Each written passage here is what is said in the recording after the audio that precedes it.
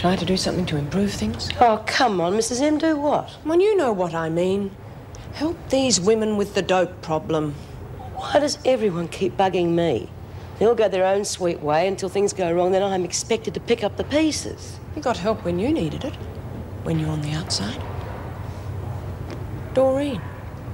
Oh, yes, I know what the police report said. The police report is correct. She had nothing to do with me. She's a damn good friend. How's she coping? Fine. She'll make it. That's good. I wonder how many of these women will if they keep on the way they're going. Not many. That's right. Unless something's done, everyone needs help at times, Bea. Especially when they think they don't.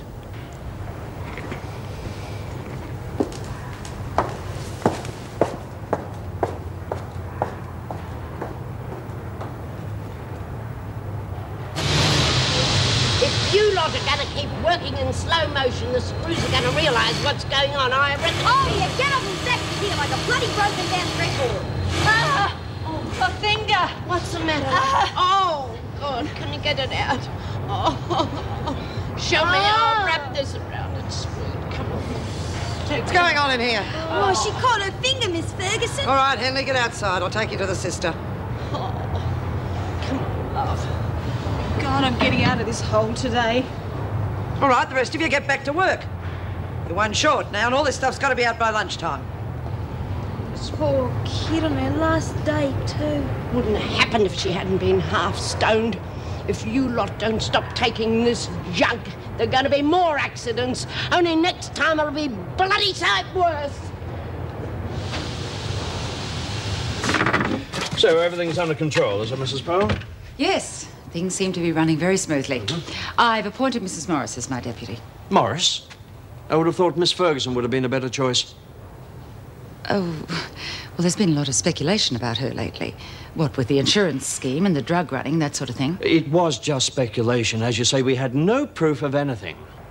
Surely it's far better to be cautious. No, I disagree. Miss Ferguson is a very efficient officer. She would have coped with the job, I'm sure. I did understand I could appoint anyone I wanted. Yes, of course. After all, it is only temporary.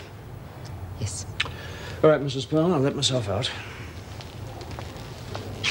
Oh, you will let me know if anything goes wrong, won't you? Of course, Mr. Douglas. Ah, Miss Ferguson. Mr. Douglas. Now, I take it you will be applying for the governorship? Yes, I've been working on my application. Good. Very good. Well, you make sure you send it in, because, I have a feeling you've got a very good chance.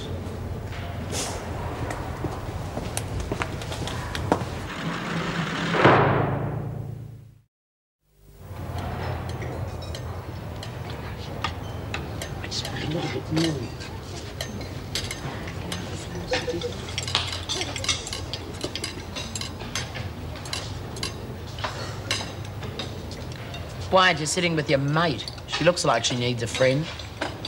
She's got mates. I reckon she wants to be on her own, that's all. Yeah, she wants to be on her own, all right, so she can work out how to take the fun out of living for us. It'd take more than that to beat me at my game. Good day, love. Did you hear what happened to Di? I haven't had a chance to catch up on all the gossip, Lizzie, and I'm not particularly interested. No, I mean just now in the laundry. She was working on the sewing machine, see? And her finger got stuck and the needle went right through it. God, I nearly passed out. You should better be more careful on the outside. Can't go mucking around with those machines. No, it's mucking around with the dope that's doing it. That Mackenzie ought to be strung up for what she's doing. Well, what they do about it is their problem, not mine. It's not just Di, Bea. You don't know how bad things are getting. Look, I'm keeping out of this one, Lizzie. And I can just imagine the thanks I'd get if I did want to interfere. Just lay off me, will you? Somebody's got to do something. I'm getting really worried. I mean, Di was lucky. She only got her finger stuck. But next thing you know, all the heavy stuff will be coming in. And before you can say jackknife, somebody will end up dead like that little Donna did. Well, if no one else is going to do anything, I will. Oh, don't be crazy. What can you do? I'll add to the screws about that fake great bloody reverend and get him arrested. That's what I'll do. Come on, you know what happens to laggers, Lizzie? Yeah, well, I can't just sit there and watch, can I? I mean, somebody has to do something.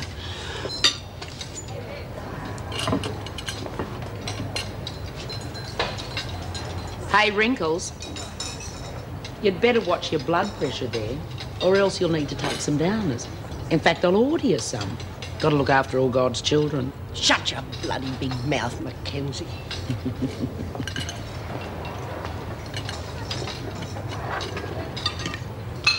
Okay, Lizzie, you're on. But just sit tight. I'll think of a way of fixing her little red wagon. Oh, hello, Mr. Barker. What brings you here? Well, I'd like to see Nola Mackenzie, if possible. I had a spare half hour and decided to put it to good use. Oh, I've got a feeling you're going to need a lot more than half an hour. True. But Rome wasn't built in a day, Mrs. Morris. We all have to start somewhere. I suppose so. Although I do get the impression that Nola Mackenzie isn't particularly interested. It's not unusual for people to hold back at first, especially if they don't know you. These things take time. And that's one thing there's no shortage of around here. With a little patience and a good book to help, I'm sure I can gain her interest. Well, I wish you luck. I think you're going to need it. Now, if you just sign in, I'll take you through.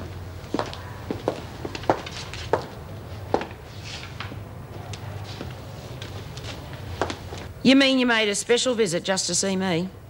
That's real nice. I'm flattered. Yes? I thought it was worth another try. I think you've picked the wrong person to try and convert, though, preacher. I don't know why you bother. You could say I'm addicted to my work, Miss Mackenzie. I'm always hopeful of gathering another lost lamb to the fold. Now, I've underlined a verse in the book of Samuel that I thought you might read and think about until my next visit.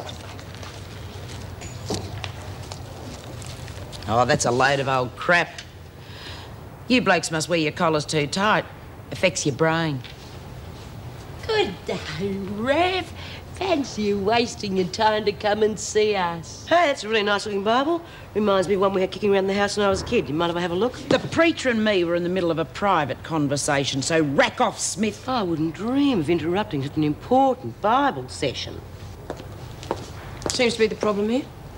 Mackenzie here seems to think she's the only one who's allowed to talk to the Rev. I said the preacher and me were in the middle of a private conversation.